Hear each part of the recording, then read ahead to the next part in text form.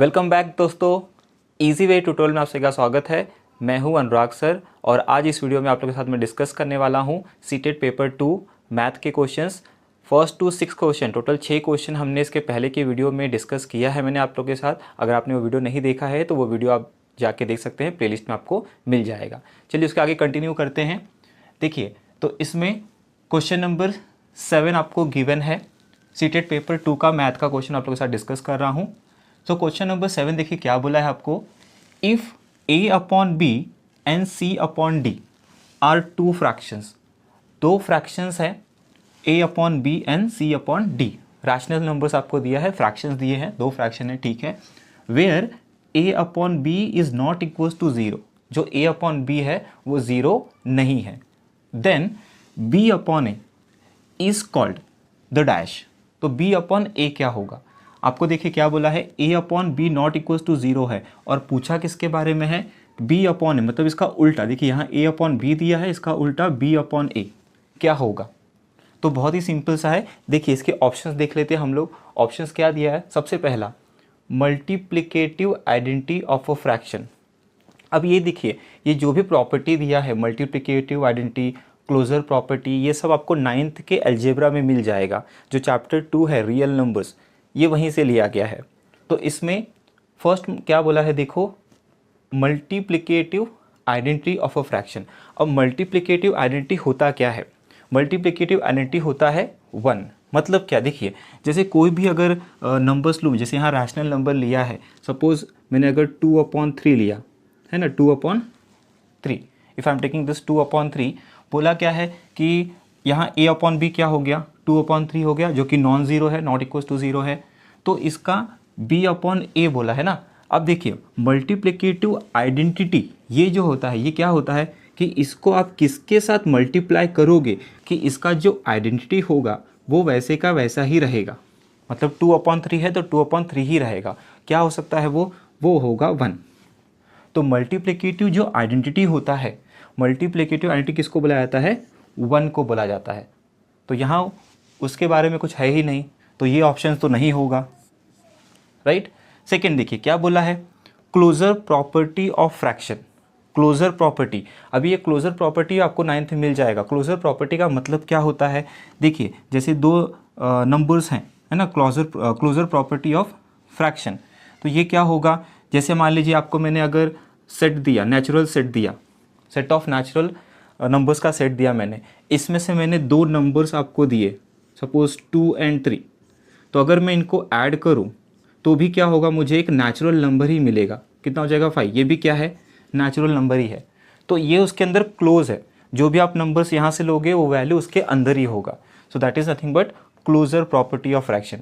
तो यहाँ आपको ऐसा कुछ नहीं बोला है ऐड करना है, वो सब कुछ भी नहीं है। सिंपल सा आपको ये पूछा है कि अगर a अपॉन बी कोई नंबर है, मतलब जैसे 2/3 कोई रैशनल नंबर है, तो उसका उल्टा 3/2 क्या होगा, ठीक है। तो ये भी इसका ऑप्शन क्या होगा, नहीं होगा।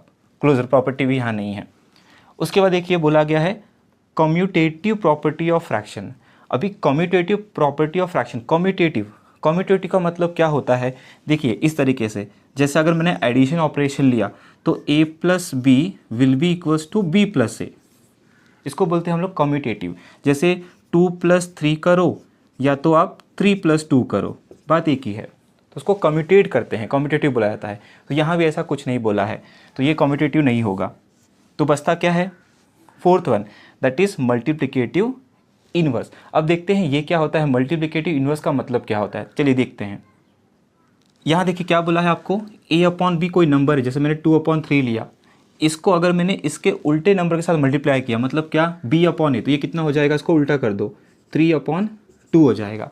ये है a अपॉन बी, अगर उसका कोई उल्टा नंबर है जैसे 3/2, इसको अगर मैं मल्टीप्लाई करूँ तो देखो क्या मिलता है, ये से कैंसिल हो जाएगा, ये से कैंसिल होकर क्या मिलेगा, 1 मिलेगा।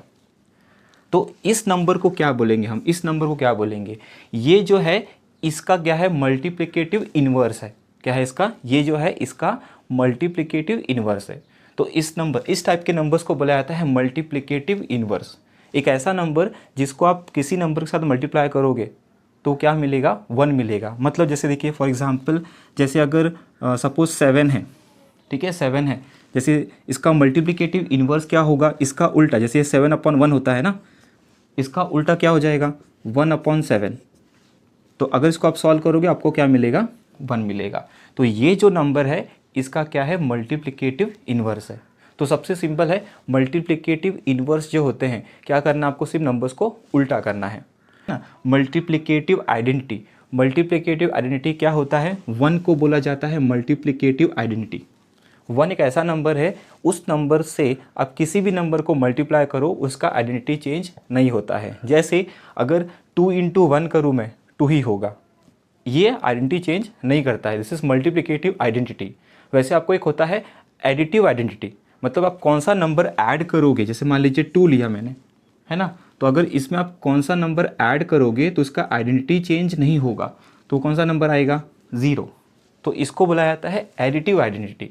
जैसे यहाँ बोला है ना मल्टीप्लिकेटिव आइडेंटिटी, वैसे भी होता है एक एडिटिव आइडेंटिटी। तो एडिटिव आइडेंटिटी मतलब 0 और मल्टीप्लिकेटिव आइडेंटिटी मतलब 1।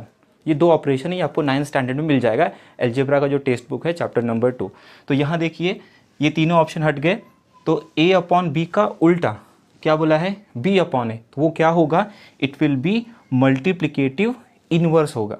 अगर आप इसको सॉल्व करोगे तो आपको क्या मिलेगा 1 मिलेगा, है ना। जैसे देखिए a/b दिया है, a/b को अगर मैं इंटू करूँ b/a के साथ तो क्या मिलेगा मुझे 1 मिलेगा। तो ये जो b/a है ये इसका क्या है, ये है इसका मल्टीप्लिकेटिव इनवर्स। तो ये हो जाएगा आंसर इसका 4th one, that is multiplicative inverse. Okay, I hope समझा है आपको। चलिए नेक्स्ट क्वेश्चन देखते हैं, question number 8। So question number 8 में आपको एक स्टेटमेंट बोला गया है that it is more useful to know how to mathematize than to know a lot of mathematics. Statement है आपको, ये स्टेटमेंट किसने दिया है, this statement is given by, आपको 4 नेम दिए हैं। बहुत ही स्टेटमेंट यूजफुल है ये स्टेटमेंट काफ़ी। देखिए क्या बोला है, it is more useful to know how to mathematize, मतलब मैथमेटिक्स को आपको यूज़ कैसे करना है, अगर आपको ये पता है, ये आपको अगर पता है तो ये ज़्यादा यूज़फुल होता है ना। It is more useful to know how to mathematize, ज़्यादा यूज़फुल क्या होता है कि मैथमेटिक्स को यूज़ कैसे करना है वो, than to know a lot of mathematics. अगर आपको बहुत ज़्यादा मैथमेटिक्स पता नहीं है लेकिन आपको ये पता है कि मैथ्स को कैसे यूज़ करना है तो वो ज़्यादा यूज़फुल होता है ना। मैथ का देखिए बहुत जो बोला गया इसमें, मैथमेटिक्स आपको बहुत ज़्यादा पता नहीं है लेकिन आपको बेसिक पता है कि एडिशन, सब्ट्रैक्शन, मल्टीप्लिकेशन, डिवीजन, ये बेसिक होता है। इतना भी मैथ अगर आपको पता है तो आप किसी भी क्वेश्चन, मैथ का कोई भी क्वेश्चन जो होगा उसको आप सॉल्व कर सकते हैं। तो ये स्टेटमेंट बता रहा है कि it is more useful to know how to mathematize than to know a lot of mathematics. अगर आपको बहुत सारा मैथमेटिक्स पता है, you know lots of mathematics, but आपको सॉल्व ही करने को नहीं आता है, कैसे मैथमेटाइज करें, कैसे उसको सॉल्व करें कोई क्वेश्चन को, वो आप कर ही नहीं सकते, तो उसका कोई यूज़फुल नहीं है ही नहीं, राइट। तो उसमें स्टेटमेंट वही बोला, it is more useful to know how to mathematize than to know a lot of mathematics. So this statement is given by, ये बहुत फेमस स्टेटमेंट है और उसका आंसर क्या है डेविड व्हीलर। बाकी ये तीनों जो ऑप्शन है, ओके, रामानुजन जो है, ये जॉर्ज पॉलियो दिया है, तो ये इसके ऑप्शंस नहीं है। इसका आंसर क्या है, इसका आंसर है ये 3rd वाला, that is David wheeler. Okay, so I hope आपको समझा है इतना। तो दोस्तों चलिए देखते हैं नेक्स्ट क्वेश्चन, क्वेश्चन नंबर 9। देखिए क्या बोला है आपको, if xa² upon x⁻b² is equals to x⁻12, x is greater than 1 and a - b = 3। तो आपको कुछ वैल्यूज़ दिए हैं, देखिए यहाँ एक कुछ दिया है, यहाँ आपको एक वैल्यूज़ दिया है और क्या पूछा है, then value of a + b is, a + b जो है इसका आपको वैल्यू पूछा है। बहुत ही ईजी क्वेश्चन है, देखिए 4 ऑप्शन भी इसके हैं, फर्स्ट वैल्यू 1 है, 2, 3, 4, बहुत ही सिंपल सा है। कैसे सॉल्व करेंगे, देखिए सबसे पहले तो आपको ये गिवन है तो इसका यूज़ कीजिए, तो मैं इसको यहाँ लिखता हूँ। So this is given xa² upon x⁻b² is equals to x⁻12, है ना। ये हमको वैल्यू दिया है। अब देखिए, अब हम लोग क्या कर सकते हैं, ये जो xa² है अपॉन xb² है, x⁻b का स्क्वायर है, तो अगर मैंने इसको ऊपर लेके गया है ना, ये जो है एक्स बी स्क्वायर, इसको मैं अगर ऊपर लेके जाऊँ तो लॉज ऑफ इंडाइसिस में क्या होता है, ये प्लस है तो क्या हो जाएगा, माइनस हो जाएगा। मतलब ये इस तरीके से बनेगा, देखिए this is x A square, ये इसी रहेगा। ये जब ऊपर जाएगा तो क्या हो जाएगा, इंटू एक्स रेस टू, ये प्लस बी स्क्वायर है तो ये क्या हो जाएगा, माइनस बी स्क्वायर हो जाएगा। हाँ, लॉज ऑफ इंडाइसिस में क्या होता है, ये प्लस रहेगा तो ऊपर जाएगा तो क्या होता है, माइनस हो जाता है। इज इक्वल्स टू, ये क्या रहेगा, as it is x raise to 12। अब देखो, अब लॉज ऑफ इंडाइसिस में अगर आपको पता है A raise to M into A raise to N, अगर बेस सेम है तो क्या होता है, पावर क्या होते हैं, ऐड होते हैं, तो ये क्या होता है m प्लस एन, मतलब आपको क्या करना है, पावर को ऐड करना होता है। तो यहाँ देखिए, यहाँ बेस सेम है ना एक्स एक्स, तो इसके पावर क्या हो जाएंगे, ऐड हो जाएंगे। So I can write this as X raise to, ये क्या हो जाएगा, ए स्क्वायर, और ये क्या हो जाएगा, माइनस बी स्क्वायर। पावर क्या हो गए, ऐड हो गए। This is as it is equals to x raise to 12। तो देखिए इसमें अब क्या है हो रहा है, इसमें ये बेस है ना, ये जो देखो बेस जो है वो क्या है, सेम है एक्स एक्स। तो अगर बेस सेम है और अगर वो इक्वल है तो इसका मतलब क्या हुआ कि ये जो पावर होंगे है ना, ये जो पावर हैं ये भी क्या होगा, इक्वल होगा। So I can write that this A square minus B square is equals to क्या होगा, 12 होगा, है ना। ये जो पावर है, पावर भी क्या हो जाएगा, सेम हो जाएगा, बिकॉज बेस सेम है और इक्वल है। तो ये तभी पॉसिबल है जब इसके पावर क्या होंगे, सेम है। सो we can say a square minus B square is equals to 12।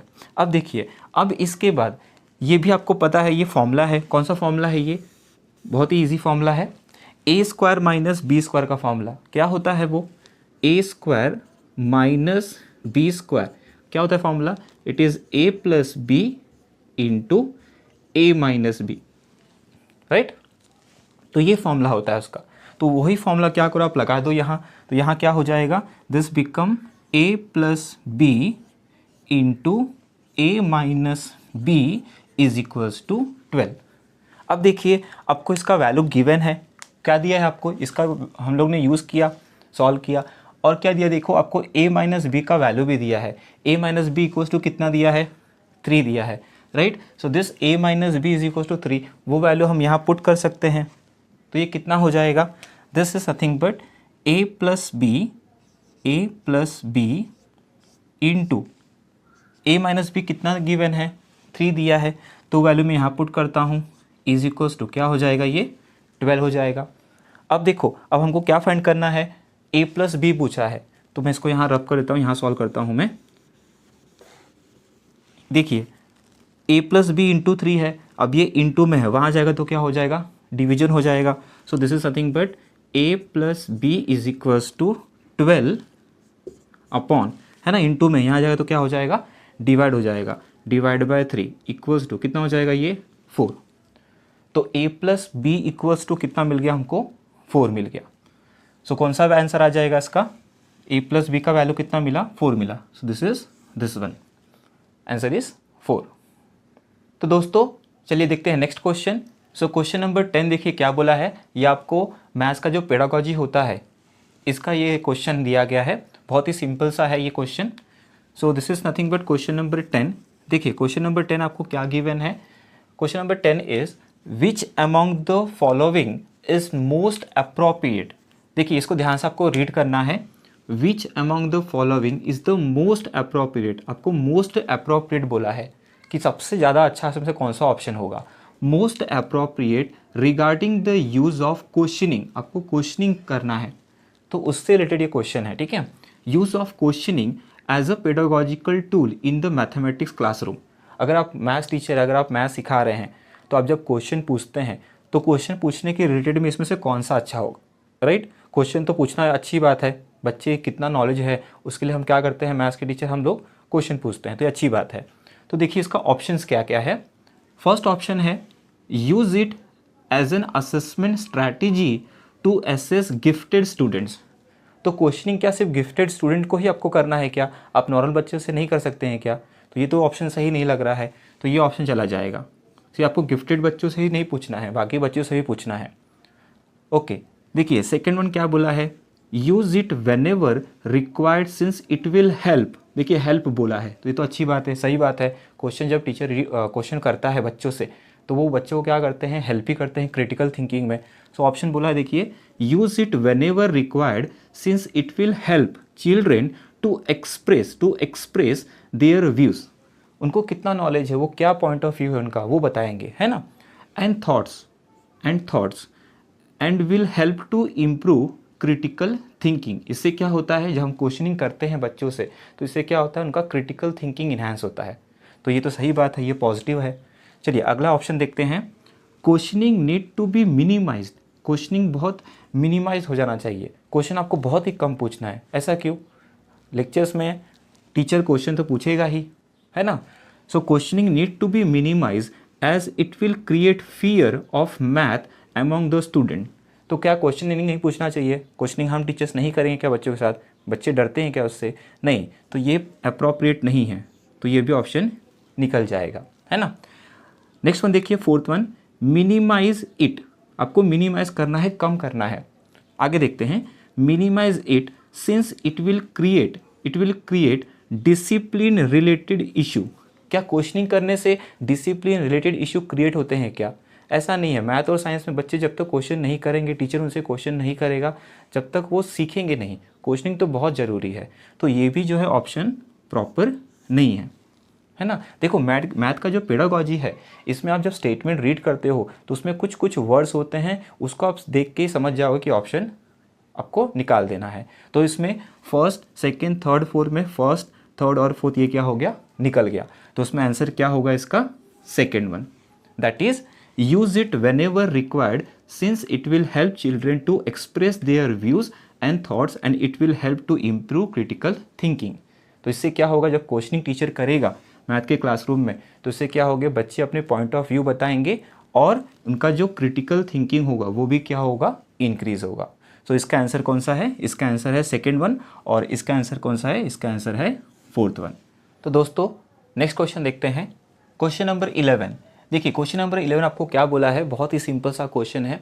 Question number 11 बोला है, if the mean of the 5 observation. Mean के बारे में बात हो रहा है ना। हमको पता है मीन, मीडियन, मोड ये सब आपको मिल जाएगा। ये तो मीन जो है वो 8 से स्टार्ट हो जाता है ना। 8th स्टैंडर्ड में आपको ये मिल जाएगा ये। So if the mean of 5 observations are x, x+3, x+6, x+9 and x+12 is 15। तो ये देखिए 5 ऑब्जर्वेशन है, 1 2 3 4 5। इन पाँचों ऑब्जर्वेशन का जो मीन है ना, मीन जो है वो कितना है, वो आपको 15 दिया है। मीन आपको 15 दिया है और ये 5 ऑब्जर्वेशन है। ओके, और क्या बोला है, then the mean of first 3 observation. इसमें से जो फर्स्ट 3 ऑब्जर्वेशन है ये तीनों, इनका मीन आपको पूछा है, वो क्या होगा? ऑप्शन देखिए आपको दिया हुआ है। तो सबसे पहले आपको मीन का फॉर्मूला पता होना चाहिए। तो मीन का जो फॉर्मूला है मैं आपको बता दूं, 2 फॉर्मूलेज हैं मीन के। देखिए देखा होगा आप लोगों ने, फर्स्ट जो फॉर्मूला हम लोग यूज़ करते हैं वो ये वाला है, that mean is equals to sum of all observation, sum of all observation, है ना, sum of all observation upon total number of observation, total number of observation. एक तो हम लोग ये यूज़ करते हैं फॉर्मूला मीन निकालने का। अगर आपका जो डेटा है वो बहुत बड़ा है, रिपीटेड हो रहा है, तो उसके लिए हम लोग ये फॉर्मूला भी यूज़ करते हैं, that mean is equals to sigma fi xi upon n। आपने ये भी देखा होगा, है ना, बहुत जगह ये भी यूज़ किया जाता है। दोनों सेम है, ये छोटे डेटा के लिए यूज़ होता है, ये बड़े के लिए। तो हम लोग के लिए यहाँ ज़्यादा नंबर नहीं है, 5 ही नंबर है, तो हम लोग इसका यूज़ करने वाले हैं। देखिए सबसे सिंपल है, आपको क्या गिवन है, मीन दिया हुआ है। कितना मीन दिया हुआ है? मीन का जो वैल्यू है वो कितना है, 15 है। तो यहाँ 15 पुट कर दो, 15 इज इक्वल्स टू, उसके बाद देखो क्या बोला है, सम ऑफ ऑल ऑब्जर्वेशन। जितने भी ये नंबर्स हैं सबको क्या करो, आप ऐड करो। तो ये कितना हो जाएगा, x प्लस 3, है ना, x plus 3 plus x plus 6, x plus 6 plus x plus 9 plus x plus 12। ये जो पांचों नंबर हैं सबको क्या किया हमने, ऐड किया। 1, दिस इज़ 2, 3, 4 एंड 5, पाँचों को ऐड करो। डिवाइड बाय हम क्या करते हैं, टोटल नंबर ऑफ ऑब्जर्वेशन, कितने ऑब्जर्वेशन है 1 2 3 4 5, 5 ऑब्जर्वेशन है, तो यहाँ क्या हो जाएगा, ये आ जाएगा 5। अब इसको हम सॉल्व करेंगे और हमको क्या मिलेगा, x का वैल्यू मिलेगा। कैसे करेंगे, देखिए इस 5 को इससे मल्टीप्लाई करो, कितना हो जाएगा ये 15 5 जा 75, तो ये हो जाएगा 75, right, equals to, is equals to. अब देखो हम लोग इसको ऐड कर सकते हैं, कितना हो जाएगा ये x plus x plus x plus x plus x, कितना हो गया 1 2 3 4 5, कितना हो गया 5x हो गया। सो दिस इज 5x। उसके बाद नंबर्स को ऐड करते हैं, प्लस कितना आएगा ये, देखिए 3 प्लस 6 कितना हो गया 9 हो गया, 9 9 18 हो गया, 18 20 30, ये हो जाएगा 30, ये मिल गया हमको। ठीक है, मैंने क्या किया, इसको इससे मल्टीप्लाई किया, ये मिल गया और ये हमने ऐड कर दिया। अब क्या करेंगे, हमको x का वैल्यू फाइंड करना है, तो ये 30 को यहाँ भेज दो, कितना हो जाएगा ये, this is 75 minus 30 is equals to 5x हो गया। अब क्या करेंगे, 75 माइनस 30 ये कितना हो जाएगा 45, so this is 45 is equals to 5x। 5 क्या है, हमको x फाइंड करना है ना, 5 इंटू में है, यहाँ जाएगा तो क्या हो जाएगा, डिवीजन हो जाएगा। सो ये कितना हो गया, this is nothing but therefore x is equals to 45 upon 5, कितना आ जाएगा ये 5 9 जा। सो x का वैल्यू कितना मिल गया हमको, 9 मिल गया। अब देखो x का वैल्यू हमको 9 तो मिल गया है, लेकिन हमको पूछा क्या है, हमको बोला है the mean of first 3 observation, जो स्टार्टिंग की जो 3 ऑब्जर्वेशन है इसका मीन कितना होगा। तो ये जो स्टार्टिंग की जो 3 ऑब्जर्वेशन है ये तीनों, इन तीनों का ऑब्जर्वेशन कितना होगा, राइट। तो पहले हम लोग क्या कर सकते हैं, x का वैल्यू हमारे पास है 9, वो वैल्यू हम लोग यहाँ पुट कर सकते हैं, तो तीनों नंबर्स क्या मिलेंगे आपको, देखो ये तो हो जाएगा 9, फर्स्ट नंबर हो जाएगा 9, नेक्स्ट नंबर कितना हो जाएगा 9 प्लस 3 कितना हो जाएगा 9 10 11 12, तो ये हो जाएगा 12 12। नेक्स्ट नंबर कितना हो जाएगा 9 plus 6 it is 15, so this is 15। तो आपको बोला है कि जो स्टार्टिंग के मीन ऑफ फर्स्ट है ना, फर्स्ट 3 ऑब्जर्वेशन, जो स्टार्टिंग के 3 ऑब्जर्वेशन है उसका मीन कितना होगा, तो उसका मीन निकाल लेते हैं। तो इसका मीन क्या हो जाएगा, this is nothing but mean is equals to, क्या करेंगे हम तीनों को ऐड करेंगे, जैसे यहाँ किया सेम वही साई है ना, 9 प्लस 12 प्लस 15। अब डिवाइड बाय क्या आएगा, डिवाइड बाय देखिए कैसे यहाँ किया था हम लोग ने, टोटल नंबर ऑफ ऑब्जर्वेशन, कितने ऑब्जर्वेशन है 3 ऑब्जर्वेशन है 1 2 3, तो यहाँ कितना हो जाएगा 3। ओके, तो इसको हम लोग ऐड करते हैं, कितना हो जाएगा ये, देखिए 12 और ये 9 कितना हो गया 21, और ये हो जाएगा 36 डिवाइड बाय 3। सो मीन कितना आएगा हमको, value of mean we will get 36 upon 3 that is 12, right. So mean कितना आ गया 12 आ गया। देखिए ऑप्शन में 12 कहाँ है, दिस इज ऑप्शन नंबर 3, ये देखिए यहाँ आपको दिया है 12, तो इसका जो आंसर है वो आंसर क्या मिलेगा, इसका 12 मिल जाएगा। ओके, बहुत ही सिंपल सा क्वेश्चन है। देखिए मैं आपको हर वीडियो में बोलता हूँ कि सीटेट में जितने भी मैथ्स में जो क्वेश्चन पूछे जाते हैं, ऐसा कोई क्वेश्चन नहीं है जो आप लोग सॉल्व नहीं कर सकते हो, बस आपको कंसेप्चुअल नॉलेज होना चाहिए। 8 9 10 के जितने मैथ्स के हैं फॉर्मूलाज है, जो भी कंसेप्ट है, बस उसको आप समझ लीजिए, आप कोई भी क्वेश्चन सॉल्व कर सकते हो। ये जो मीन है, मीडियन है, मोड है, ये सब आपको 8 से ही स्टार्ट हो जाता है, 10th में भी आपको मिलेगा ये। तो दोस्तों उम्मीद करता हूँ आज हम लोग ने जितने क्वेश्चन डिस्कस किए वो आपको समझे हैं। इसके आगे के जो क्वेश्चन हैं वो हम लोग नेक्स्ट वीडियो में डिस्कस करेंगे। अगर आपको ये वीडियो पसंद आया है तो इस वीडियो को आप लाइक कीजिए, अपने दोस्तों के साथ शेयर कीजिए और कमेंट करके मुझे ज़रूर बताइए कि ये वीडियो आपको कैसा लगा है। अगर इस चैनल पे अगर आप न्यू हैं तो इस चैनल को सब्सक्राइब कीजिए। वीडियो देखने के लिए थैंक यू सो मच।